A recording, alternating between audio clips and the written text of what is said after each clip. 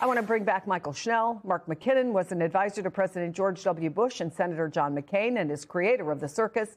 Eddie Glaude is back with me as well, author of the new book, America USA, How Race Shadows the Nation's Anniversaries. Mark, one Republican senator was quoted in Punch Bowl as saying, "Our majority is melting down before our eyes." Why does it seem like this week is the straw that finally broke the camel's back, if the camel is the Senate Republicans? Well, I think Senator Kramer mentioned that got his finger on the heart of it, which is they can't explain the unexplainable. I mean, they're already having to defend Iran. They're having to defend high gas prices. They're having to defend inflation. But when it comes to using taxpayer dollars, first to bail out the ballroom and then to reward people who rioted at the Capitol, there's just no way. I mean, they're imagining going back to their constituencies and trying to defend that, and they know that they don't have any rational explanation for that whatsoever. It just makes zero sense. It is one of the great cosmic questions, how Republicans, I think, from a just pure political standpoint, took so long to realize that they should be responding to what their constituents want, as opposed to what a deeply, profoundly unpopular president wants. Yeah, but fear. The fear of being primaried. We saw what happened in Indiana. We saw what happened in Kentucky. We saw what happened in Louisiana. That fear has driven so many of them to engage in a Faustian bargain, Chris. But look, Trump, there was that bargaining consisted of two things. One, we're going to allow you to grift as long as you deliver on these particular policy issues for our base. He hasn't been delivering. And so the grift now has just moved into rank corruption. And so there's a question, how do you square allowing the corruption to continue while everyday ordinary folk are facing the prices in the grocery store, the prices at the gas pump, and the forever wars now with Iran. So he's broken so many campaign promises, Chris, alongside of the kind of cries and screams from everyday ordinary Americans that the corruption and grift cannot stand alone. So you see folk at least showing a glimmer of a backbone, not quite a backbone. He clearly believes, Eddie, to his core, what he is saying when he says, without any hint of irony, that he could have made an absolute fortune with the original lawsuit that he put aside, which was suing the IRS, which no one who was a credible lawyer thought had any merit whatsoever, but instead is helping others. Yeah, he wants credit for it. I could have stolen more money. I could have taken more money. He wants credit for that. And that's supposed to be an indication of his character. Now, we were saying 1.8 billion. It's really 1.776 billion. 1776. The grift is, in a way, his way of honoring the founding of the country. We're in dark times in this moment. Mark, I want to play some of what we heard from Republican Congressman Brian Fitzpatrick and Democrat Tom Suozzi. They're co-sponsoring legislation in the House to kill this fund. I will take the slings and arrows. I'm happy to do it. This is the right thing to do, and hopefully others follow. I think they will. We will do what it takes to represent our constituents, to protect the American taxpayer, and stop absurd ideas like this. I would love that everybody just had the guts to stand up and just do the right thing every time. But we know, the founders knew, that that's not always the case. And that's why you need the system we have, and that's why you need the public involved to express how they feel about things. At this point, is it a question of political courage for these Republicans to stand up to Trump, or they've just gotten pragmatic? Well, first of all, kudos to Brian Fitzpatrick, who's been tip of the spear on backbones in the Republican caucus, even though he represents a district that voted for Kamala Harris. But I think we're seeing increasing numbers now. That's what's happening. It's once we've gotten through these primaries, first of all, the people who got primaried and lost are, as Thomas Massie said, they're going to burn the house down.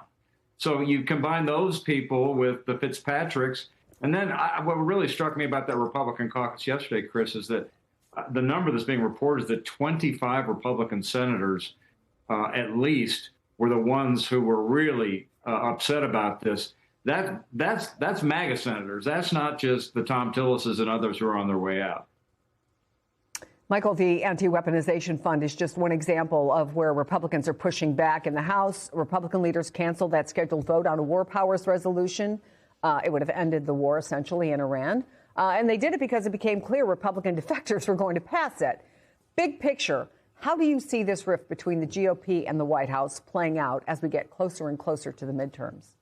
Yeah, it's only going to get more politically dangerous for Republicans, Chris, but also as we see ourselves get closer to the midterms, it seems like we're seeing more of these areas of rifts and breaks between Republicans on Capitol Hill and the president. Part of it could be because the threat of primary challengers is basically over at this point, right? So, for example, when President Trump said he was going to go after Lauren Boebert after she campaigned with Thomas Massie, well, that effort is going to have to wait because the filing deadline has passed for the state of Colorado. So that may be one reason why we're now seeing some Republicans feel a little bit more comfortable with breaking from the president. Also, running in a primary campaign is very different than running in a general election. In the general, you need to try to get some of those independent leaning voters or maybe some disenchanted Democrats, get them on board. So we could see more areas of sort of this rift. But I will tell you, it's been a number of them. I mean, as you mentioned, we saw the Iran war this week. It was on track to likely pass. At least Democratic sponsors thought that they had it in the bag. It's because someone like Brian Fitzpatrick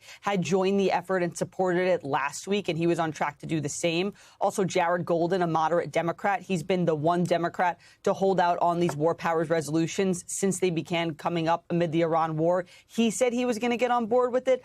So on things like that, you can't exactly stave it off for that long. Yes, absences would have helped hand Democrats this win, but you can't delay that for so long. And it's not just Iran, as we've been talking about. It's this anti-weaponization fund, which also thwarted the GOP's plans to pass ICE and Border Patrol funding this week. And let's not forget about that ballroom funding, right? That $1 billion for security at the White House, $220 million of which would be used for the ballroom. President Trump had made it very clear this would be paid by private donations. Then once the reality came into play that no, a good chunk of money was going to be needed from taxpayers for security, a number of Republicans were turned off and pushed back on it. So it's sort of interesting that we're seeing, in a way, the dam break just a little bit. It'll be curious to see if it continues. But I spoke to one House Republican yesterday who just said the president is going too far at this point, and that's why we're seeing some Republicans come out and say something.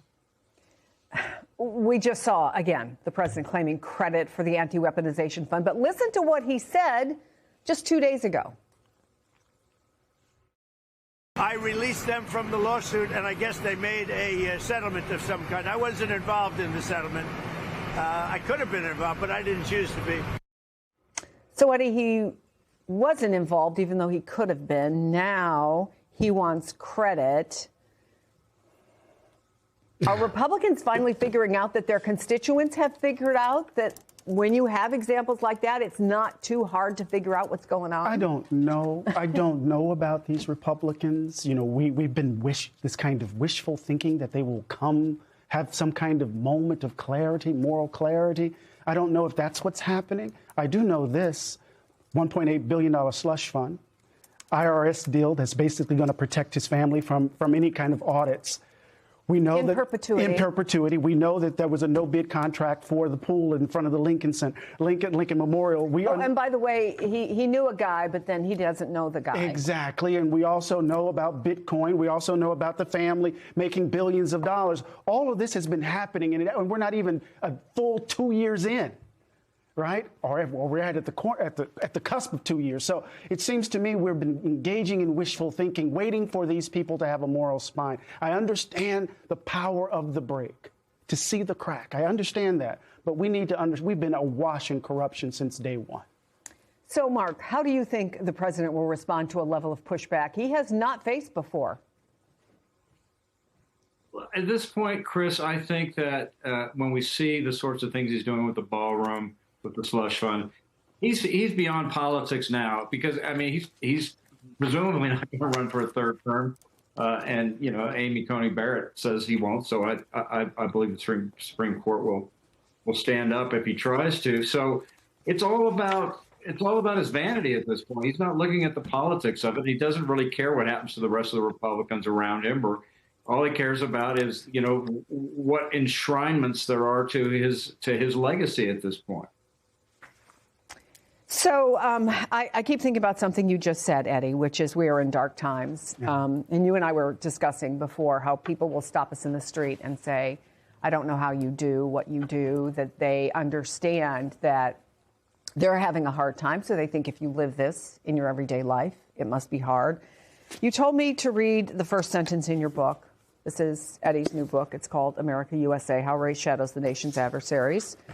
And it took my breath. So can I read it? Oh, no. Sure. I do not love America and never have, especially now. Yeah.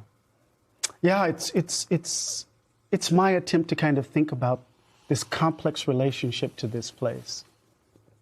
When I was young, a little boy, I was playing with my Tonka truck, and my new neighbor called me the N-word. And I had to go inside, and my father and my mother had to do the work to keep me from believing what the world said about me.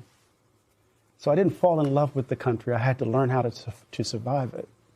And here we are in the 250th year of the country, and we're dealing with a president who has a slush fund, who wants to build a ballroom while people are struggling to keep a roof over their heads, making choices between putting food on the table or going to work. One has to be critical in one's relationship to the country in this moment if we're going to open up a path to how we get to the other side of this madness. And maybe fall in love at some point. With the place and with the people, not with the abstraction.